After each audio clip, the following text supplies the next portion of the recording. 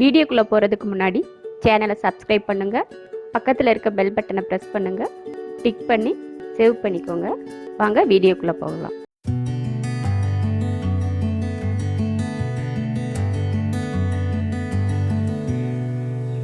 ராகி கூழ் பண்ணுறதுக்கு இதில் 1 டம்ளர் ராகி மாவு எடுத்திருக்கேன். கொஞ்சம் சாப்பாடு, ஒரு 2 ஸ்பூன் அளவுக்கு சாப்பாடு எடுத்திருக்கேன். அரிசி எடுத்து அரிசியும் வேக வச்சு கூழ் செய்யலாம். நான் கொஞ்சம் சீக்கிரம் செய்யணுன்றதுக்காக சாப்பாடு எடுத்திருக்கேன். 2 ஸ்பூன் சாப்பாடு. இப்போ தண்ணி வச்சுருக்கேன்.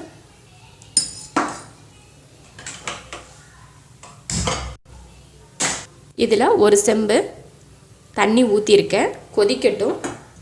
அதுக்கு முன்னாடி ராகி மாவை தண்ணி ஊற்றி கலந்துக்கலாம். அப்படியே மாவோடு போட்டோம்னா கட்டி கட்டியாக ஆயிரும், சேர்ந்துடும். அதனால நம்ம கலக்கிட்டு போடுவோம். நல்ல பழக்கம் இருந்துச்சுன்னா அப்படியே மாவை போட்டு கிளறலாம். பழக்கம் இல்லைன்னா இது மாதிரி கலந்து வச்சுட்டு கூழ் கிண்டுறது தான் நல்லது. இல்லைன்னா கட்டி சேர்ந்துடும். பாருங்க, கட்டி இல்லாமல் நல்லா கலந்தாச்சு. இப்போ இதை தனியாக வச்சிடலாம். இப்போ தண்ணி காஞ்சிட்ருக்கு. தண்ணி கொதித்ததுக்கப்புறம் இந்த சாப்பாடை இதில் சேர்த்துடலாம். தண்ணி கொதிச்சிருச்சு. இது நம்ம எடுத்த சாதத்தை சேர்த்துடலாம்.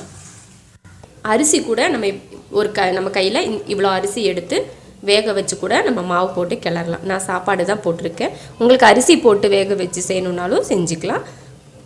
சாப்பாடு போட்டு நல்லா கொதிக்குது. இப்போது தேவையான அளவு உப்பு சேர்த்துக்கலாம். உப்பு சேர்த்தாச்சு. அடுப்பை இப்போ சிம்மில் வச்சிடலாம். வச்சுட்டு நம்ம கலந்து வச்ச ராகி மாவை இதில் சேர்க்கலாம். அடுப்பை சிம்மில் வச்சுக்கணும். ஊற்றி கொஞ்சம் கொஞ்சமாக ஊற்றி கிளறணும். பச்சை மாவு போட்டால் தான் பயப்படணும், கட்டி பிடிச்சிரும்னு. நம்ம கரைச்சி தானே ஊற்றுறோம், அதனால பயம் இல்லாமல் கிண்டலாம். 1 டம்ளர் மாவு தான். சின்ன டம்ளரில் 1 டம்ளர் மாவு போட்டேன். இவ்வளோ கூழ் வந்திருக்கு பாருங்கள். அடுப்பை நல்லா சிம்மில் வச்சுட்டு தான் கிண்டணும்.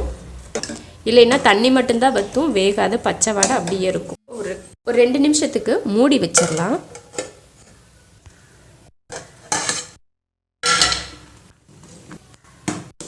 கூழ் ரெடி ஆயிடுச்சு.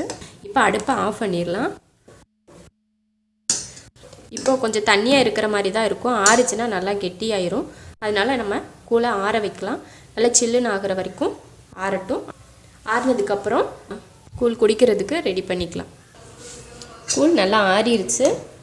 இப்போ நம்ம கரைக்கிறதுக்கு எடுத்துக்கலாம். நம்ம குடிக்கிறதுக்கு அதில் பாதி கூழ் எடுத்திருக்கேன். இப்போ கூழ் கரைச்சி குடிக்கிறதுக்காக மீதி அப்படியே எடுத்து வச்சிடலாம். காயாமல் இருக்கிறதுக்கு இது மேலே தண்ணி ஊற்றி மூடி வச்சிட்டோன்னா கெட்டு போகாமல் இருக்கும். கெட்டு போயிடும் அப்படின்ற பயம் இருந்துச்சுன்னா ஃப்ரிட்ஜில் கூட வச்சுட்டு நாளைக்கு 1 வாரம் வரைக்கும் கூட அப்பப்போ கொஞ்சம் கொஞ்சமாக தயிர் ஊற்றி நம்ம கரைச்சி சாப்பிட்லாம். இப்போது இதை எடுத்து மூடி வச்சிடலாம். இப்போ இதை கரைச்சி குடிக்கிறதுக்கு எடுத்து வச்சுருக்கோம். இப்போ நம்ம உடனே காய்ச்சின கூழ்ன்றதுனால புளிப்பு இருக்காது. கூழில் கொஞ்சம் புளிப்பு இருந்தால் தான் நல்லாயிருக்கும்.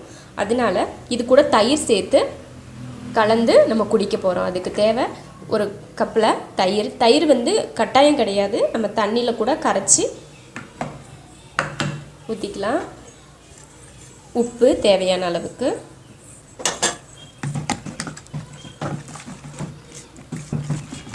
கொஞ்சம் தண்ணி சேர்த்துக்கலாம். ரொம்ப கெட்டியாக இருக்கிறதுனால தண்ணி கொஞ்சம். நம்ம குடிக்கிற அளவுக்கு நல்லா தண்ணி ஊற்றி கலந்துக்கணும்.